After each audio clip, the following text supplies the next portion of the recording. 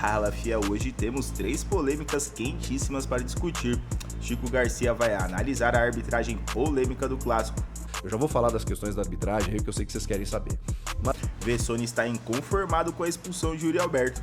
Ele é super rigoroso contra o Corinthians em derby, a gente sabe disso, né? Ele conseguiu expulsar o Cássio por expulsar por cera. E há outro jogador do futebol mundial que tomou a expulsão por simulação no meio do campo. Eu busquei aí, não achei, enfim, vocês me ajudem se existiu isso daí.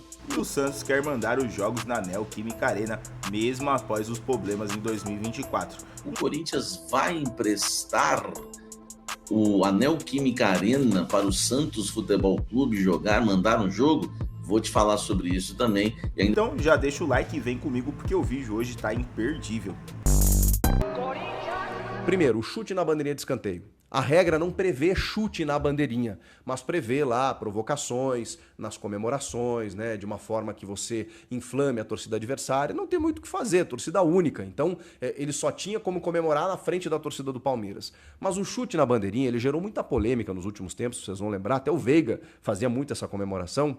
Até que o Wilson Luiz Seneme, chefe da comissão de arbitragem, orientou os árbitros brasileiros a aplicarem o cartão amarelo quando eles comemorarem dessa forma. E sugeriu, inclusive, aos jogadores que não fizessem isso. E isso meio que parou.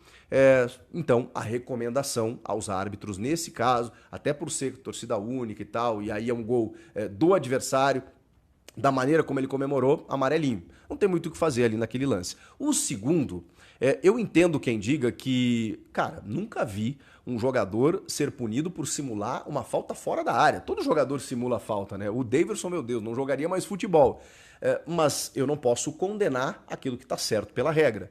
O Yuri, ele simulou de uma forma ostensiva. Eu concordo que não é o normal. E que daqui a pouco o árbitro poderia usar o bom senso, poderia administrar, poderia conversar com o Yuri. Yuri, você está querendo me sacanear? Você é malandro, aquela coisa toda.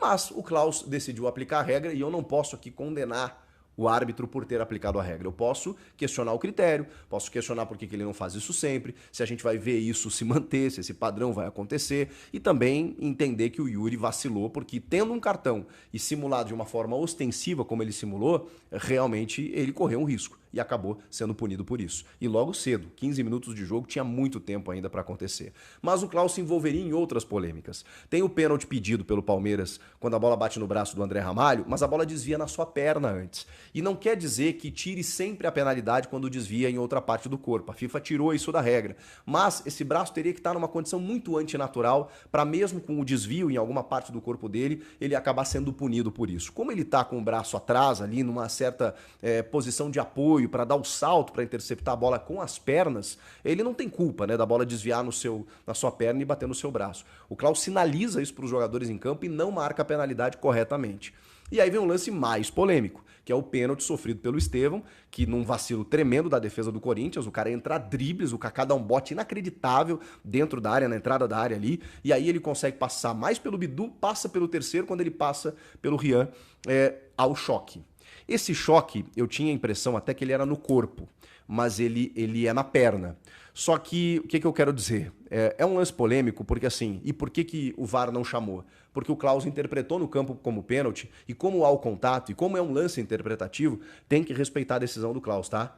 De marcar a penalidade. Porque o Rian, ele dá a perna ele deixa a perna para fazer o bote, só que ao mesmo tempo o Estevão vai se projetando. Essa é a minha análise, que o Estevão se projeta. E quando ele se projeta ao contato, há quem pense que aquela perna ficou, né? Porque o lance é muito rápido, né? A gente olha em câmera lenta, o Rian, ele deixa a perna, ele não toca inicialmente e depois ao contato do Estevão na perna do Rian. Eu acho que esse contato é provocado pelo Estevão, mas a perna do Rian estava no meio do caminho. Ao toque, ao contato, por isso que é interpretativo e o pênalti foi marcado. Enfim, acho que tem discussões para todos os lados. Inicialmente eu achei um absurdo a marcação. Depois eu olhei, tem um pezinho, tem um contato e tal, dá para marcar. Mas eu não marcaria exatamente porque eu acho que o Estevão projetou antes. E aí vem a defesa espetacular do Hugo Souza, que é um fenômeno no gol do Corinthians. 6º pênalti defendido, o 2º essa semana. Ele faz uma leitura brilhante do pênalti do Estevão. O Estevão sempre chuta no alto, o Estevão chutou baixo. Não sei se realmente ele sentiu a pressão. Acréscimos, clássico, derby, o Hugo, que é um pegador, ele chapa no canto direito e o Hugo vai lá buscar numa defesa extraordinária. E garante esse empate para o Corinthians, o Hugo Souza brilhando mais uma vez. Aí você tem várias maneiras de você analisar isso, né? O Corinthians vai depender sempre do seu goleiro. Não pode, né? O Corinthians não vai ajustar os seus erros defensivos, vai se permitir sofrer, como aconteceu contra o Novo Horizontino, ok, era um time completamente descaracterizado, né? Mas não dá para depender sempre do seu goleiro. O jogo hoje tinha um jogador a menos, ok, mas o Corinthians tem que corrigir esses problemas defensivos para não sofrer tanto. Mesmo assim, tem um goleiro fora de série. Um cara extraordinário, que trabalha muito e que merece tudo que está acontecendo com ele. E aí tem uma outra polêmica, que aí vem a reclamação do Abel Ferreira de uma invasão do João Pedro Tchoca. A regra mudou no seguinte sentido. O jogador ele só é punido por uma invasão quando ele gera impacto na jogada, quando ele participa da jogada. E é justamente o caso do João Pedro, porque é ele quem afasta a bola depois da defesa do Hugo, antes do Estevão chegar. E aí, a grande questão é se ele invadiu ou não. E a imagem ela não é conclusiva. Dá a impressão de que na batida do Estevão ele já está com o pé depois da linha, ou em cima da linha, porque se esse pé realmente está em cima da linha, ele já está dentro da área, faz parte da área. E aí o pênalti tem que ser repetido.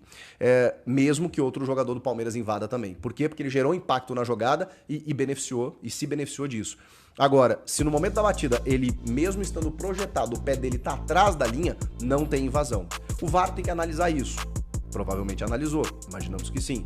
E se não há uma conclusão, aí a decisão de campo é mantida, é respeitada, enfim. Ou seja, isso ainda vai gerar muito pano pra manga e muitas discussões daqui pra frente. O Chico mandou bem na análise, hein? E vocês, Fiel, o que acharam da arbitragem? Pra mim, a expulsão do Yuri Alberto foi totalmente exagerada, mas quero saber a opinião de vocês nos comentários.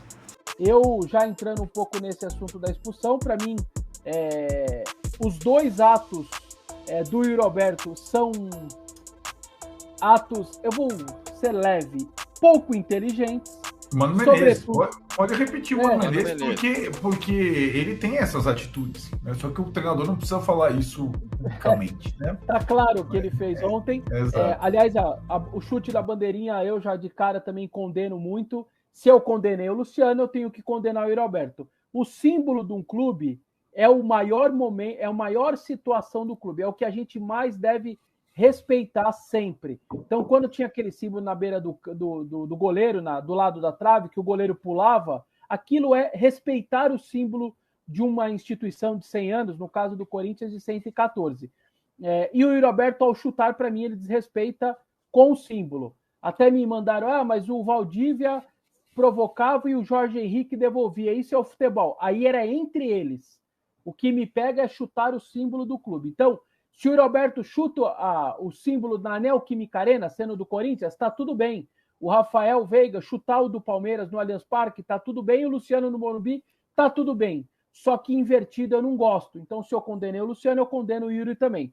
Só que aí o Klaus, no segundo amarelo, por mais que o Yuri Alberto foi pouco inteligente, vai me desculpar, não dá para ser...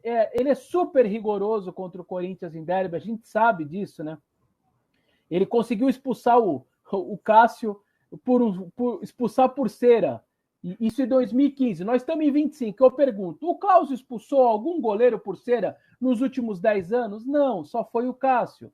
O Klaus já tinha dado um segundo amarelo, tirar um cara de um clássico, de um derby, por uma simulação na beira do campo.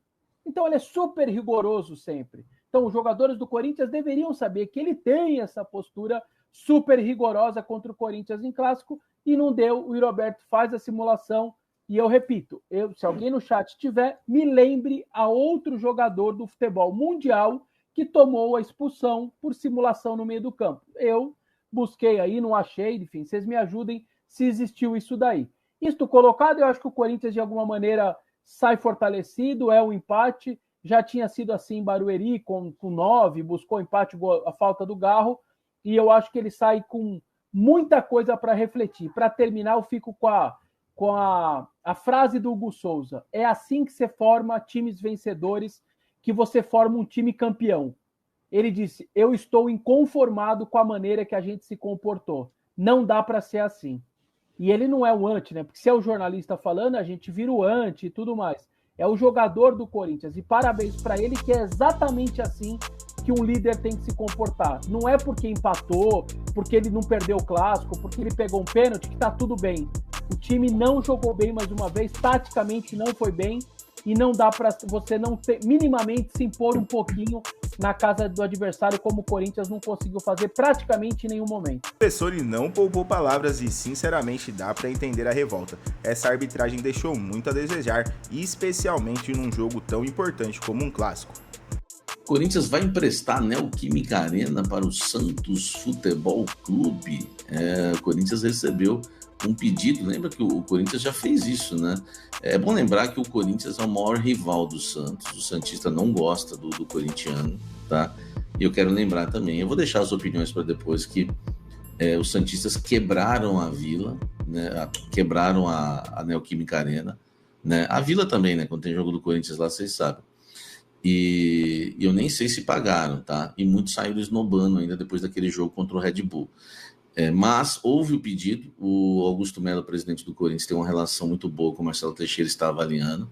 A princípio, o jogo está marcado para o dia 16 de fevereiro, às 20 horas e 30 minutos, na Vila Belmiro, tá? No próximo dia 16.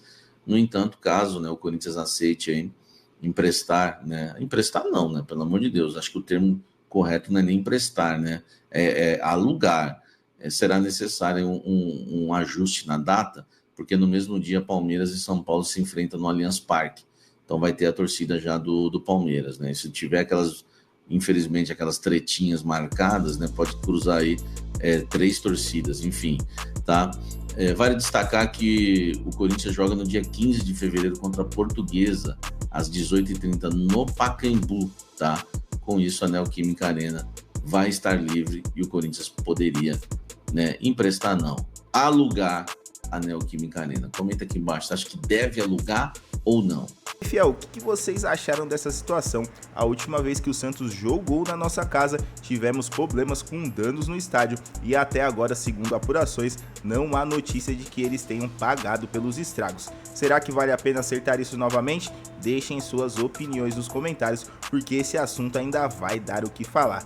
Galera, agora eu vou passar para uma análise minha aí falando sobre esse assunto, mas antes, deixar aí com vocês essa situação. Eu analisei antes, fiz uma pesquisa, foi depois de gravar o trecho final do vídeo, e realmente até agora não tem nenhuma notícia que o Santos tenha pagado o Corinthians com os danos que sofreram na Neoquímica Arena em 2024. Bora continuar. Fala, corintiana da Argentina do canal, bora continuar aí, né? Vídeo cheio de polêmica, bastante informação aí. A arbitragem do clássico, né? Deixa nos comentários aí a opinião de vocês sobre essa arbitragem do clássico, quero muito saber. Mas eu quero tocar com vocês aí nesse assunto que eu acho que é um tanto quanto emblemático, o Santos solicitando a Neoquímica Arena para jogo do Paulistão. Primeiro de tudo, eu acho uma falta de vergonha na cara, porque depois do que aconteceu da última vez, aí eu também não sei se pagaram ou não os danos que foram feitos à Arena. O Augusto naquela época se arrependeu bastante do que fez. Enfim, eu acho que seria um erro tremendo. Eu vou ler essa matéria com vocês aí, saiu da Central do Timão também falando sobre esse assunto, que eu acho interessante a gente debater e vocês também deixarem a opinião de vocês sobre esse assunto, porque é importante até pra gente ter ciência aí, o clube ter ciência de como que a torcida entende isso, que eu, pelo menos na minha opinião, eu acho uma coisa sem noção total do Santos pedir a Arena, e vai ser mais sem noção ainda se o Corinthians porventura vier a emprestar. Vamos ver aqui a matéria, o que está falando desse assunto aqui, ó. O Corinthians recebeu um pedido da diretoria do Santos para utilizar a Neoquímica Arena como palco da partida contra o Água Santa no Paulistão. Augusto Melo, presidente do Corinthians, mantém boa relação com o presidente do Santos, Marcelo Teixeira, e avalia a situação. Olha só, presidente do Corinthians tem uma boa relação com o Marcelo Teixeira. Eu vi na época do Soteldo, né? Uma ótima relação. O Santos super facilitou para o Corinthians conseguir contratar o Soteldo, tanto que o Soteldo jogou no Grêmio, né? Enfim, e avalia a situação. A informação divulgada pela TNT Esportes e confirmada pela Central do Timão, vocês viram aí também o Samir Carvalho falando dessa situação. O duelo está marcado para o dia 16. Feliz. Desculpa aí, galerinha, entrou o áudio aqui, mas enfim, vamos continuar. O duelo está marcado para o dia 16 de fevereiro, às 8h30, na Vila Belmiro, estádio do Santos. No entanto, caso seja transferido para a Casa do Povo, será necessário um ajuste na data. O motivo é que no mesmo dia, Palmeiras e São Paulo se enfrentam no Allianz Parque às 6h30. Então ainda pode dar uma baita de uma confusão. Eu estava vendo reportagem, depois eu vou trazer em outros vídeos, que teve confusão, né, da torcida do Corinthians com a do rival depois do clássico, enfim, lamentável, mas é matéria para outro vídeo. Vale lembrar que o Corinthians jogará contra a Portuguesa no dia 15 de fevereiro no Pacaembu. Por conta disso, a Neoquímica Arena está livre no fim de semana em que o Santos entrará em campo pelo estadual. Essa não será a primeira vez que o clube da Baixada solicita ao Corinthians o empréstimo do estádio. Em 2024, o Santos venceu o Red Bull Bragantino por 3-1 na Neoquímica Arena, jogo válido pela semifinal do Campeonato Paulista. Corinthians e Santos se enfrentaram na Neoquímica Arena na próxima quarta-feira, às 9h35, pela rodada do Paulistão. Tem jogo, né? Tem clássico, Corinthians e Santos, na próxima quarta-feira. Galera, é o seguinte... Teve essa infeliz visita do Santos à Arena e teve dois fatos assim que foram bem chatos. O primeiro fato foi que naquela época os caras ainda conseguiram fazer uma lotação, durou por pouco tempo, mas virou notícia. Não era para virar notícia, porque não era para os caras terem jogado lá, mas virou. Eles ainda conseguiram fazer uma lotação na época maior do que o Corinthians já tinha feito até então na temporada. Depois o Corinthians bateu esse recorde aí. Corinthians que sempre bate recordes aí, a fiel torcida é massa demais nesse sentido. Mas enfim, foi chato, eu já achei chato por esse sentido. E aí depois a gente viu as cenas de selvageria na Neoquímica Arena, estádio quebrado, banheiro quebrado, cadeiras quebradas, arremessadas. Então assim... É sério mesmo que o presidente está cogitando essa possibilidade para a gente passar essa situação, ter essas matérias de novo? E, de novo, lembrando, pelo menos até então, a matéria aqui não tem essa citação. O Samir também não tinha essa citação, então eu acho que é até meio complexo. Eu vou procurar para poder ver se eu encontro alguma coisa referente a isso, para mim não ser leviano nesse quesito. Então assim, não sei nem se pagaram o que aconteceu da outra vez, não sei nem se pagaram. Então olha, vou falar para vocês, espero que o Augusto não faça essa caca. Beleza? Fala aí, fiel, o que vocês acharam dessas polêmicas de hoje? Concordam com o Chico e o Vessone sobre a arbitragem? E o que vocês acham dessa ideia de emprestar a Neoquímica Arena para o Santos? Deixem suas opiniões aqui nos comentários, curtam o vídeo, se inscrevam no canal para não perder nenhuma novidade sobre o nosso timão. Valeu e vai Corinthians!